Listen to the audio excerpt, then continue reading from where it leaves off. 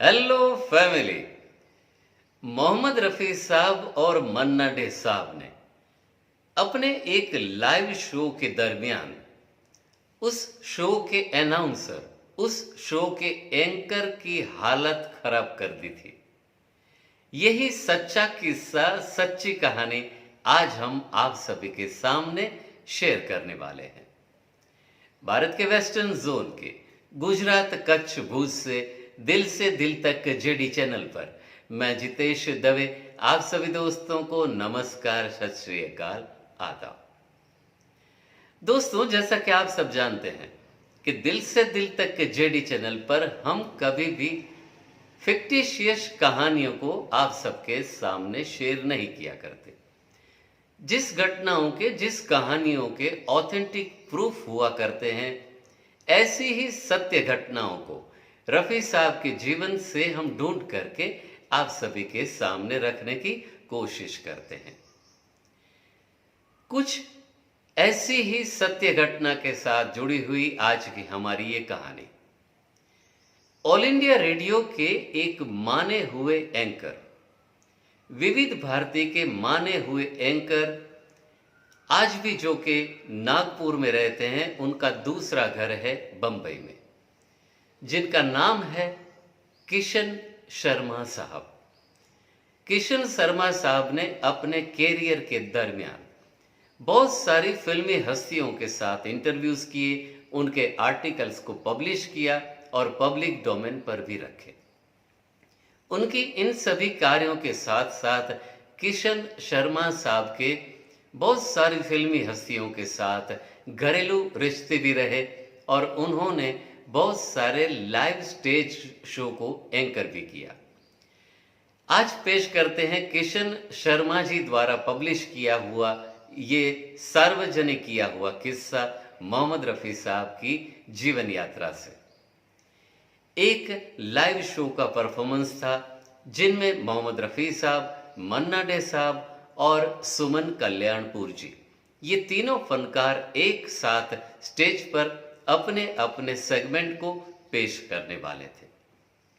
उस पूरे प्रोग्राम को कंडक्ट करने वाले थे, एंकर करने वाले थे किशन शर्मा साहब।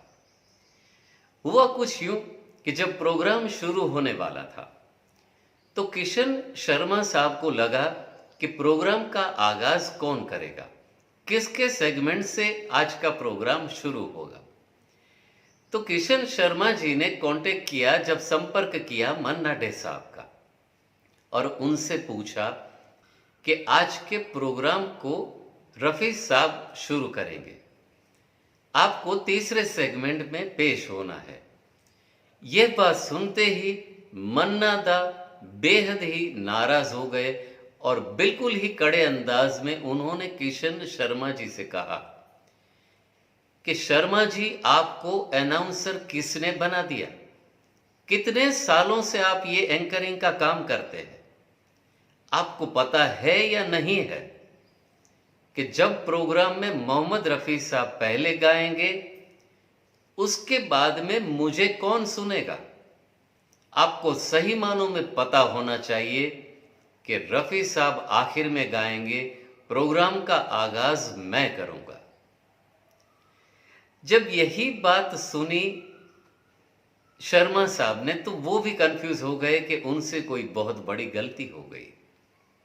शर्मा जी ने यही बात जब रफ़ी साहब से प्रस्तुत की कि रफ़ी साहब, प्रोग्राम का आगाज मन्ना दा करना चाहते हैं, तब रफ़ी साहब ने उनसे कहा कि शर्मा जी, आपको पता होना चाहिए कि मन्ना दा एक ऐसे मजे हुए क्लासिकल के सिंगर हैं जिनकी पेशकश के बाद ऑडियंस में कोई भी मुझे सुनना पसंद नहीं करेगा। प्रोग्राम का आगाज मैं करूंगा। शर्मा साहब की हालत ऐसी खराब थी, आखिरकार शर्मा साहब ने यही सोच लिया कि ऊपर वाला जो करे वो सही, मैं रफ़ी साहब को पहले प्रस्तुत करता हूं। तो रफ़ी साहब को प्रोग्राम के आगाज में प्रस्तुत किया गया। मोहम्मद रफ़ी साहब ने तकरीबन 1 घंटे का सेगमेंट प्रस्तुत किया। उनका जब सेगमेंट आखिरी स्टेज पर था, तब मोहम्मद रफ़ी साहब ने माइक्रोफोन अपने हाथ में एंकरिंग तौर पर लिया और उन्होंने कहा कि दोस्तों, आप मेरे जैसे फनकार के टूटे फूटे हल्के फुल्के गीतों को सुन लेते हैं, लेकिन एक ऐसे फनकार आज के प्रोग्राम में मौजूद हैं जिनके गाने के अंदाज से हम सीखा करते हैं। ऐसे फनकार हैं मन्ना डे साहब, जो आज हमारे साथ इस मंच पर भी उपस्थित होने वाले हैं। अगर मन्ना दा मुझे परमिट करे तो उनके गाए हुए एक गीत को मैं मेरे इस सेगमेंट में आखिर में पेश करना चाहूँगा। मन्ना दा, मन्ना बाबू, मुझे इजाज़त है। ऐसा बोल करके मोहम्मद रफ़ी साहब ने फिल्म अंगुली माल का गीत बुद्धम शरणम गच्छामि प्रस्तुत किया। सब मानव तू मुख से बोल, बुद्धम शरणम गच्छामि। मन्ना डे जी की आंखों से आंसू बह रहे थे। उन्होंने रफ़ी साहब को गले लगा लिया और उनका माथा भी चूम लिया।